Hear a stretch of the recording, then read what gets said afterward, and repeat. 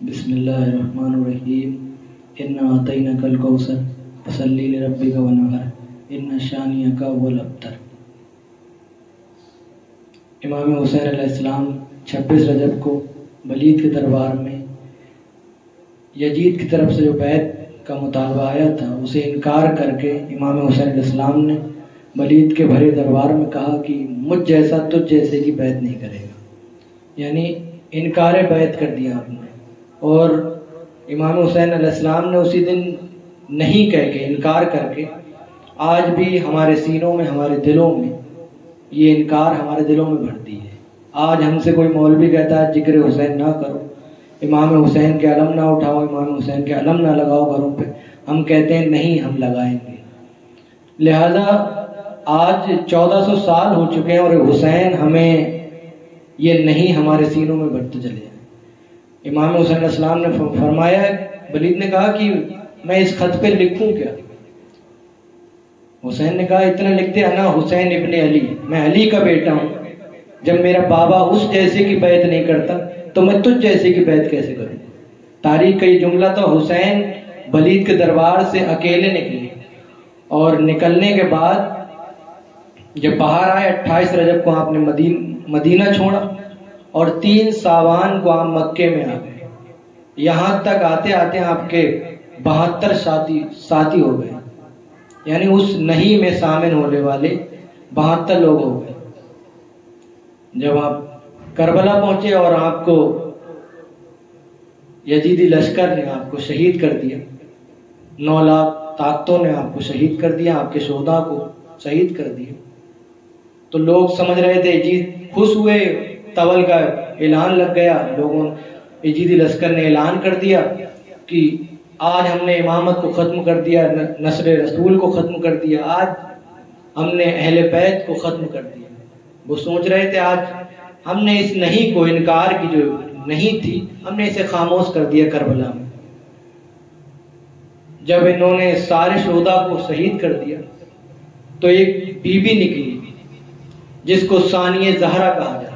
آج کا میرا موضوع فضائل بی بی سیدہ زینب عالیہ ہے، کیونکہ اس بی بی کو ممبروں سے بہت کم پڑھا جاتا ہے، لوگ سمجھ ہی نہیں پائے سیدہ زینب کون ہے، لوگوں کو پتہ ہی نہیں ہے کہ عالیہ کہتے کس کو ہیں، لوگوں کو پتہ ہی نہیں ہے کہ سریقۃ الکربلا کس کو کہتے ہیں، لوگوں کو پتہ ہی نہیں ہے کہ سریقۃ الحسین کسے کہتے ہیں۔ لہذا یہ بی بی جلے ہوئے خیمے سے ننگے پیر اور ننگے سر اور پشت پر مولا سجاد کو لیے ہوئے کھڑی ہوئی، کہ ادھر سے اعلان ہو گیا آج امامت کا سلسلہ جو ہے وہ ختم ہو گیا، اب کہاں سے یہ اللہ کی ہدایت پہنچائیں گے، کہاں سے یہ کیا کریں گے؟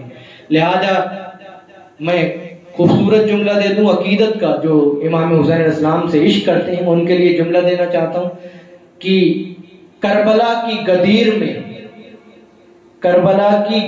میں زینب عالیہ نے سجاد کو پشت پر کھڑا کر کے امامت کا اعلان کیا، کہا ہاذا امام، یہ ہے امام، وقت کا امام۔ آپ اندازہ یہ لگائیے کہ جس یزیدی لشکر نے مولا علی اصغر کو، یعنی امام حسین کے سب سے چھوٹے بیٹے کو، 6 مہینے کے علی اصغر کو بھی نہ چھوڑا، تو وہ امام سجاد، امام زین العابدین کو کیسے چھوڑ رہے تھے؟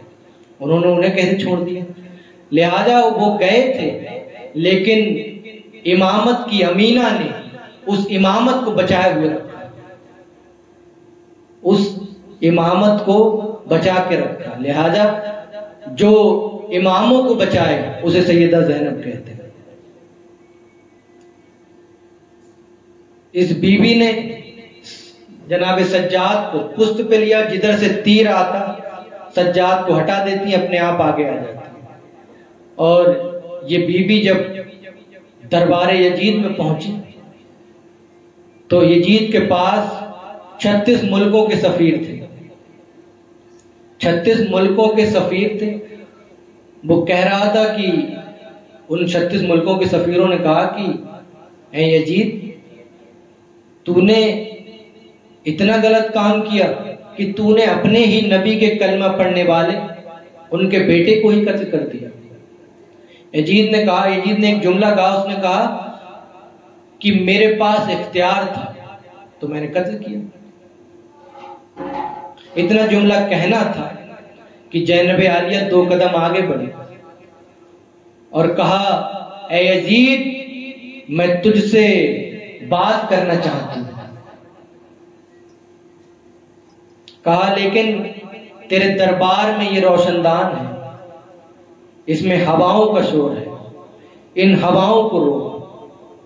یزید نے کہا علی کی بیٹی کیسے باتیں کرتی ہیں، یہ ہوا میں کیسے روک سکتا ہوں؟ کہا ابھی تو کہہ رہا تھا میرے اختیار میں. کہا تیرے دربار میں یہ ہے اونٹ، تیرے دربار میں ہے اونٹ، اونٹوں کے گلے میں ہے گھنٹیاں، گھنٹیوں کا شور ہے، ان گھنٹیوں کو روک.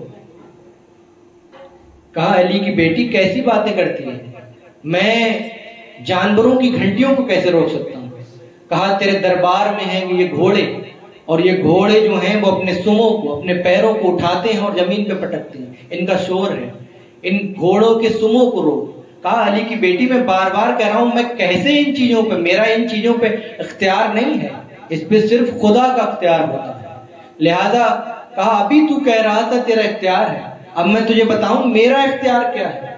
بیوی نے کہا اسکتو، خاموش ہو جا.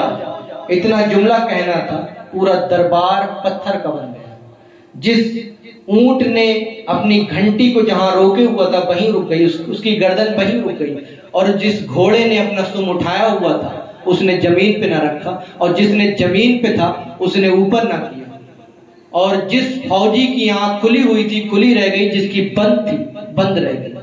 پورا دربار پتھر کا بن گیا، اور یہ یزید پلید خود پتھر کا بن گیا. جب یہ پتھر کا بن گیا تو بیوی نے اس کی طرف اشارہ کیا، اسے ہوش آیا اور کہا اب بتا، ہمارا اختیار تجھے اختیار تھا، ہم تیرے قیدی نہیں ہیں، اب بتا اب کون قیدی ہیں؟ ہم تیرے قیدی نہیں ہیں، ہم مشیت کے قیدی ہیں. ہم تیرے قیدی نہیں ہیں، ہم مشیت کے قیدی ہیں، اب دیکھ ہمارا اختیار کیا ہے. لہذا پورا دربار سن ہو گیا، پتھر کا بن گیا. اب اس نے سوچا کہ علی کی بیٹی ہے، یہ تو پورے جہان میں قیامت لا دے گی، لہذا اسے روکا کیسے جائے. اس نے دربار کے کونے پہ ایک مؤذن سے کہا کہ اذان پڑھو. یہ ساری چیزیں روک سکتی ہیں لیکن اذان کو نہیں روک سکتی. لہذا اذان کا حکم ہوا، اور جب دربار کے آخری کونے سے ایک شخص اٹھا، اس نے اذان پڑھنی شروع کی. جیسے ہی وہ اشہد ان محمد رسول اللہ پہ آیا، بیوی نے کہا اب بتا، اگر تیرے پاس اختیار ہے تو تم میرے نانا کا نام نکال کے اذان سے اپنے نانا کا نام ڈال کے دکھا. کہا بیوی یہ نہیں کر سکتا، یہ میرا اختیار نہیں ہے. لہذا بیوی نے کہا تو مان نہ، پھر ہم درود والے ہیں، تو لانتی ہے. تو قیامت تک درود والے ہی رہیں گے، اہل بیت ہمیشہ درود والے رہیں گے، اور قیامت تک یزید پلید اور اس کی نسل ہمیشہ لعنت رہے گی، اور اس پہ لعنت کرتے رہیں گے. کیونکہ جو لعنتی ہوتا ہے اس پہ لعنت ہوتی ہے، اور جو درود والے ہوتے ہیں اس پہ درود پڑھا جاتا ہے. تو یہ اتنی بہادر بیوی ہے جس نے علی کے لہجے میں دربار یزید میں ایسا خطبہ دیا کہ قیامت تک امام حسین کے جو نوکر ہیں، امام حسین کے عاشق ہیں، حسینی ہیں، انہیں کوئی ٹیررسٹ نہیں کہہ سکتا. اور جتنے بھی یزیدی ہیں وہ سب ٹیررسٹ ہیں. آج انہیں ٹیررسٹ کہا جاتا ہے، کیوں؟ یہی وجہ ہے. حسینی کو کسی کو ٹیررسٹ نہیں کہا گیا. آج بھی دیکھ لیں آپ، آج یہ سیدہ زینب کی بددعا ہے، سیدہ زینب کی یزید پلید کی نسل پر بددعا ہے، جس لیے آج ان کی نسل کو ٹیررسٹ کہا جاتا ہے، کیونکہ یہ ٹیررسٹ والے کام کرتے ہیں. لہذا قتل عام جو ہے وہ اہل بیت کا سیوا نہیں ہے. کسی کو بے خطا مارنا، کسی کے ساتھ ظلم کرنا، یہ اہل بیت کا کام نہیں ہے، یہ یزیدی لوگوں کا کام ہے. اور آج بھی جو سخت دل ہیں، جو ظلمدار لوگ ہیں، وہ یزیدی لوگوں میں سے آتے ہیں. اور حسینی کبھی بھی کسی پہ ظلم نہیں کر سکتا، کیونکہ امام حسین علیہ السلام اسے اس کے سینے میں محبت کا کردار بھر کے چلے جاتے، ہمیشہ عشق کرتے رہے. تو اور یہ میں آپ کو بتا دوں کہ علی کے گھر میں علی کے بیٹے حسن بھی علی ہے، حسین بھی علی ہے، مولا سجاد بھی علی ہے، بھتیرے علی ہیں علی کے گھر میں، لیکن سیدہ زینب کے گھر میں اکیلی ایک ثانیہ زہرا ہے جس کو زینب عالیہ کہتے ہیں۔ قرآن کے اندر اللہ نے پوری سورت جو ہے مستوروں پہ یعنی عورتوں پر، عورتوں کی فضیلت پہ لکھی ہے۔ یہ دنیاوی عورتوں کی فضیلت پہ نہیں لکھی، جو اللہ کی نیک بندیاں اور اللہ کی معصومہ بندیاں، بطول بندیاں، ان کے لیے یہ سورت لکھی۔ میں آپ کو بتاؤں اللہ نے جناب حبہ کا تعارف بھی قرآن میں کیا، اور مریم کا ذکر بھی اللہ نے قرآن میں کیا، آسیہ کا ذکر بھی قرآن میں کیا، اور سیدہ فاطمہ الزہرا کا بھی ذکر کیا قرآن میں۔ لیکن ان سب مستوروں میں، ان سب عورتوں میں سب سے افضلیت رکھنے والی شخصیت کا نام ہے سیدہ کائنات فاطمہ الزہرا علیہ السلام، جو نبی کی بیٹی ہے۔ لہذا میں آپ کو مثال کے طور پہ بتانا چلوں کہ جناب حبہ ہمیں مکمل سیرت یہ نہیں بتا سکتی کہ والدین کی حقوق کیا ہوتے ہیں، والدین کے ساتھ کیسے رہتے ہیں، کیونکہ آپ کے والد نہیں تھے جناب حبہ۔ لہذا مریم ہمیں یہ نہیں بتا سکتی کہ نیک شوہر کے ساتھ کیسے رہتے ہیں، کیونکہ آپ کے شوہر نہیں تھے۔ لہذا آسیہ ہمیں یہ نہیں بتا سکتی کہ ایماندار اور کلمہ گو شوہر کے ساتھ کیسے رہتے ہیں، کیونکہ ان کا شوہر جو تھا وہ فرعون تھا، غلط تھا۔ ان کی عزتیں ہیں، افضلیت ہے، لیکن سیدہ کائنات ہمیں والدین کے کردار کو بھی بتا سکتی ہیں، شوہر کی بات بھی بتا سکتی ہیں، بیٹوں کی بات بھی بتا سکتی ہیں۔ لیکن میں ہاتھ جوڑ کے کہتا ہوں کہ سیدہ فاطمہ الزہرا ہمیں یہ نہیں بتا سکتی کہ بھائی کے ساتھ کیسے رہے،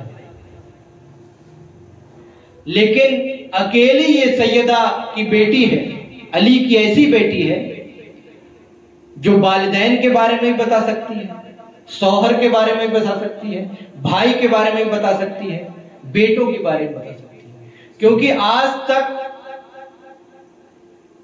کوئی ثانیہ زہرا نہ بن سکا۔ بہت علی بنے، علی کے بیٹے سارے علی ہیں، لیکن قیامت تک ایک زہرا تھی کائنات میں، صرف ایک زہرا تھی جسے نساء العالمین کہا گیا۔ سیدہ فاطمہ الزہرا کو نساء العالمین کہا گیا کہ تمام عالم کی عورتوں کی سردار، صرف عورتوں کی نہیں، عالم کی عورتوں کی۔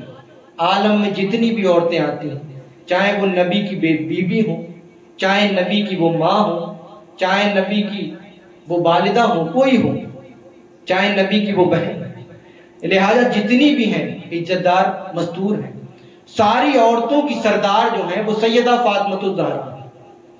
لیکن ان کے بعد کوئی زہرا نہ بنا، لیکن ایک ہے جو ثانیہ زہرا ہے، بالکل کاپی، جس کو زینب عالیہ کہا جاتا ہے۔ ثانیہ زہرا کوئی نہیں ہے، لہذا ثانیہ زہرا جو ہے صرف زینب عالیہ۔ تو یہ کربلا تک لوگوں کو یزید پلید نے یہ بتایا، لوگوں تک یہ بات پہنچائی، لوگوں کو پتہ ہی نہیں تھا کہ امام حسین کس مقصد سے آئے ہیں، اصل وجہ کیا ہے، اصل مقصد کیا ہے۔